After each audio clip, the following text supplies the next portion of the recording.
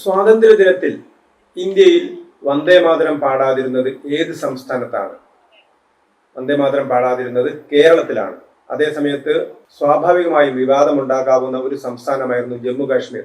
ആ ജമ്മു കാശ്മീരിൽ വന്ദേമാതരം പാടിയിരിക്കുന്നു. കോൺഗ്രസ് ഭരിക്കുന്ന വന്ദേമാതരത്തിനെതിരായ നിലപാട് സ്വീകരിച്ച കോൺഗ്രസ് ഭരിക്കുന്ന കർണാടകത്തിലും അതേപോലെ തന്നെ ഹിമാചൽ പ്രദേശിലും വന്ദേമാതരം പാടിയിരിക്കുന്നു.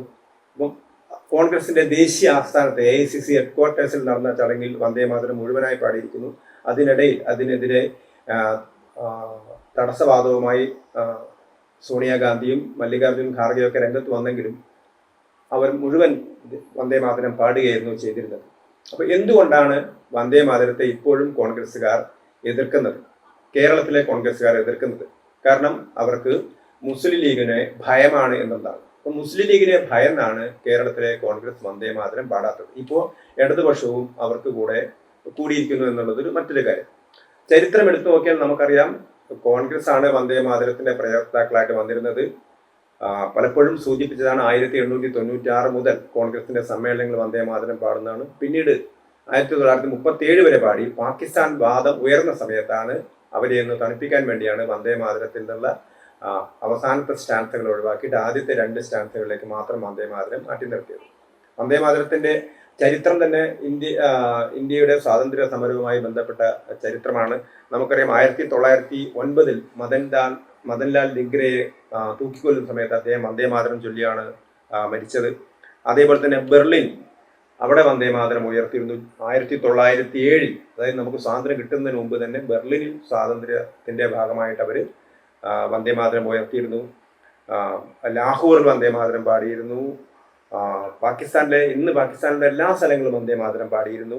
അങ്ങനെ ഒരു ആഗോളതലത്തിൽ ഇന്ത്യയിലെ സ്വാതന്ത്ര്യ സമര സേനാനികളുടെ ഒരു സമര മന്ത്രമായിരുന്ന വന്ദേമാതരത്തോട് കേരളത്തിലെ ആളുകൾക്ക് മാത്രം എന്താണ് ഒരു വിരോധം?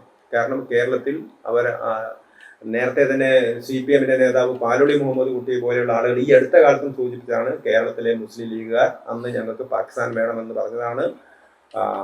10 രൂപയ്ക്ക് കത്തി വാങ്ങി കുത്തി നേടും പാകിസ്ഥാൻ എന്ന് പറഞ്ഞ ആളുകളാണ് കേരളത്തിലുള്ളത്. അപ്പൊ അവരുടെ ഒരു പാകിസ്ഥാൻ മനോഭാവത്തെ അനുകൂലിക്കുന്ന നിലപാടാണ് കേരളത്തിലെ കോൺഗ്രസ് സ്വീകരിക്കുന്നത് എന്ന് പറഞ്ഞാൽ നമുക്ക് ആരെ കുറ്റപ്പെടുത്താൻ പറ്റില്ല. കാരണം അത്തരമൊരു സ്ഥിതിവിശേഷമാണ്. കേന്ദ്ര സർക്കാർ ആദ്യം ഒരു ഗൈഡൻസ് കൊണ്ടുവന്നു, പിന്നീട് നിയമ ഭേദഗതി കൊണ്ടുവന്നു. വന്ദേമാതരത്തിന് തുല്യ പരിഗണന, ദേശീയ ഗീതത്തിന്, ദേശീയ ഗാനത്തിന് തുല്യ പരിഗണന നൽകുന്ന എല്ലാ ചടങ്ങുകളിലും, ഔദ്യോഗിക ചടങ്ങുകളിലും വന്ദേമാതരം പാടണമെന്ന നിർദ്ദേശം ഉണ്ടായിട്ടും അതിനനുസരിച്ചൊരു കേരളത്തിലെ ചീഫ് സെക്രട്ടറി ഒരു നിർദ്ദേശം പുറപ്പെടുവിച്ചെങ്കിൽ പോലും പിന്നീട് ഒരു വിദ്യാഭ്യാസ ഡയറക്ടറെ കൊണ്ട് കേരളത്തിലെ വിദ്യാഭ്യാസ മന്ത്രി ഒരു ഉത്തരവ് ഇറപ്പിക്കുകയാണ് ചെയ്തത്. അതായത് വന്ദേമാതരത്തെ കുറിച്ചുള്ള യാതൊരു പരാമർശവുമില്ല, പക്ഷെ വേണമെങ്കിൽ നിങ്ങൾക്ക് ദേശഭക്തി ഗാനം പാടാം എന്നുള്ളതായിരുന്നു ഈ ഒരു സർക്കുലറിന്റെ അടിസ്ഥാനം. ഇപ്പൊ എന്താണ് കേരളത്തിലെ കോൺഗ്രസിന് സംഭവിച്ചിരിക്കുന്നത്? അവർക്ക് മുസ്ലിം ലീഗിനെ ഭയമാണ്. ഏതൊരു വന്ദേമാതരമാണോ കോൺഗ്രസിന്റെ നേതൃത്വത്തിൽ ഇന്ത്യൻ സ്വാതന്ത്ര്യ സമര പോരാട്ടത്തിന് നേതൃത്വം നൽകിയത് അല്ലെങ്കിൽ പ്രചോദനം നൽകിയത്, അതേ വന്ദേമാതരത്തെ എതിർക്കാൻ അവർ തയ്യാറാവുന്നത് ലീഗിനെ പേടിച്ചാണ് എന്നുള്ളത് വ്യക്തമാണ്. അപ്പോൾ ഇങ്ങനെയൊക്കെ ചെയ്യുന്ന സമയത്ത് ഇതിനെ എതിർക്കുന്ന ആളുകളെ തണുപ്പിക്കാനുള്ള ഒരു പൊളിറ്റിക്സ് ആണ് കേരളത്തിലെ മുഖ്യമന്ത്രി VD സതീശൻ ചെയ്യുന്നത്. അപ്പൊ VD സതീശൻ എന്താണ് ചെയ്യുന്നത്? VD സതീശനെതിരായിട്ടുള്ള ആരോപണം ഇടതുപക്ഷം ഉന്നയിക്കുന്നത് എന്താണ്? ഇടതുപക്ഷത്തിന് വേണ്ടത് മുസ്ലിം വോട്ടാണ്. കാരണം ഇതുവരെ കഴിഞ്ഞ 2016-ലെയും 2021-ലെയും തെരഞ്ഞെടുപ്പുകൾ അവർക്ക് അധികമായി കിട്ടിയിരുന്നത് കേരളത്തിലെ മുസ്ലിം വോട്ടാണ്. ആ വോട്ട് അവരുടെ കയ്യിൽ നിന്ന് പോയതോടുകൂടിയാണ് 2026-ലെ തെരഞ്ഞെടുപ്പിൽ അവർ പരാജയപ്പെടുന്നത്. 16-ലും 21-ലും അവരെ ജയിപ്പിച്ചത് മുസ്ലിം വോട്ടാണ്. ആ മുസ്ലിം വോട്ട് N ബ്ലോക്കായിട്ട് UDF-ലേക്ക് പോയ സമയത്താണ് അവർ പരാജയം സംഭവിച്ചത്. ആ മുസ്ലിം വോട്ട് തിരിച്ചു പിടിക്കാനുള്ള വാദമുഖങ്ങളാണ് ഇപ്പോൾ LDF ഉന്നയിച്ചുകൊണ്ടിരിക്കുന്നത്. അതിന്റെ ഭാഗമായിട്ടാണ് അവർ പറയുന്നത് VD സതീശൻ ഗോൾവൽക്കറുടെ പരിപാടിയിൽ പങ്കെടുത്ത ആളാണ്, അദ്ദേഹം സംഘിയാണെന്നൊക്കെ.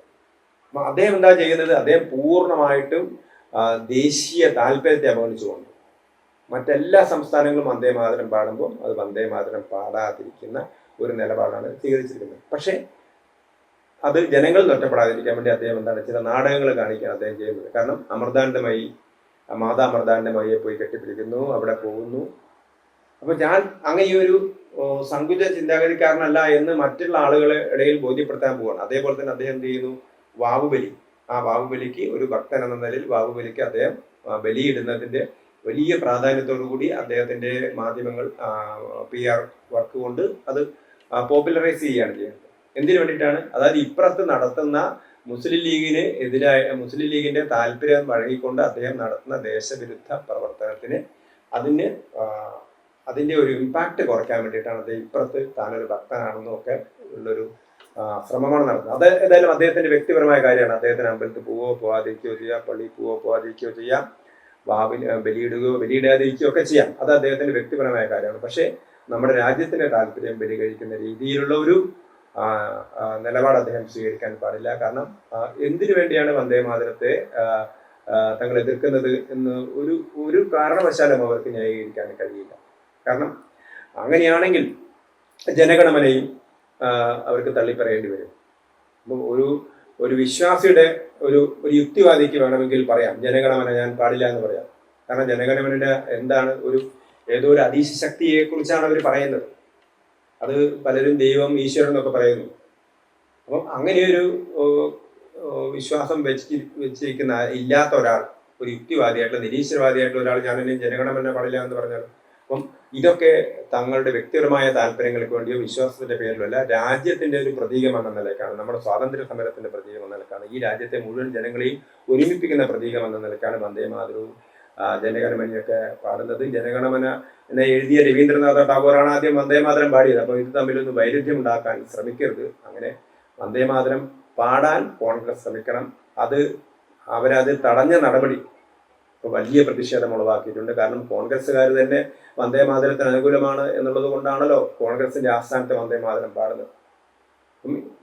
സോണിയാഗാന്ധിയെ പോലത്തെ ആളുകളാണ് ഇപ്പോൾ വന്ദേമാതരത്തെ എതിർക്കുന്നത്. ഇപ്പോൾ സോണിയാഗാന്ധിയെ സംബന്ധിച്ചിടത്തോളം അവരൊരു ഇറ്റാലിയൻ വംശജയാണ്. അവർക്ക് ഇന്ത്യൻ പാരമ്പര്യങ്ങളെ കുറിച്ച് അഭിമാനമില്ല. അവരെ വിവാഹം കഴിച്ച എത്രയോ വർഷങ്ങൾക്ക് ശേഷം, അതായത് രാജീവ് ഗാന്ധി അധികാരത്തിലെത്തും എന്നുള്ളൊരു ഘട്ടം വന്ന സമയത്ത് മാത്രമാണ് അതിനൊരു തടസ്സം ആവരുത് എന്നുള്ളതുകൊണ്ട് മാത്രമാണ് അവർ ഇന്ത്യൻ പൗരത്വം സ്വീകരിച്ചത്.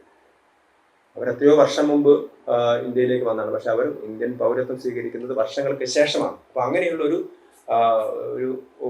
ഒരു വിദേശ വനിത, ആ വിദേശ വനിതയുടെ നിയന്ത്രണങ്ങൾ കൊണ്ട് ഇന്ത്യയിലെ വന്ദേമാതരം എന്ന വികാരത്തെ അടിച്ചമർത്താൻ ഒരിക്കലും കോൺഗ്രസ് ശ്രമിക്കുന്നത് തെറ്റാണ്.